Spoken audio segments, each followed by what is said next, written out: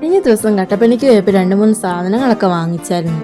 ഇത് വാങ്ങാനായിട്ട് പോയതല്ല, വേറൊരാവശ്യത്തിന് വേണ്ടി പോയതാ. പിന്നെ ഇതൊക്കെ കണ്ടപ്പോഴത്തേക്കിനും എങ്ങനെയാ വാങ്ങാതെ വരുന്നത്. ആദ്യം തന്നെതാ ഈ 2 മിനി ഡയറിയാ വാങ്ങിച്ചത്. 99 രൂപയേ ഉള്ളൂ. 199 സാധനം 99 രൂപയ്ക്ക് ലാഭമല്ലേ, അതുകൊണ്ട് തന്നെ വാങ്ങിച്ചതാ. പിന്നെ എനിക്ക് ഈ കവർ പേജ് അങ്ങ് അത്രയ്ക്ക് ഇഷ്ടപ്പെട്ടില്ല. പിന്നെ മുമ്പിലെ എഴുത്തൊക്കെ ഉള്ളത് കൊണ്ട് എന്തോ ഇഷ്ടക്കുറവ്, അതുകൊണ്ട് തന്നെ ഞാൻ അതൊക്കെ മാറ്റും.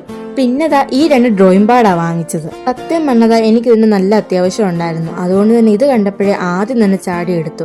പക്ഷെ 2 എണ്ണം 92 രൂപയെന്ന് പറഞ്ഞപ്പോൾ ഞെട്ടിപ്പോയി.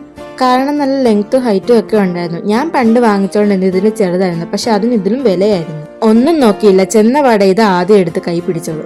പക്ഷെ ഇതിന്റെ അകത്ത് എഴുതിയിരിക്കുന്ന 120 രൂപ വന്നാൽ, പക്ഷെ ബില്ലടിച്ച് തന്നപ്പോൾ 92 രൂപയായുള്ളൂ.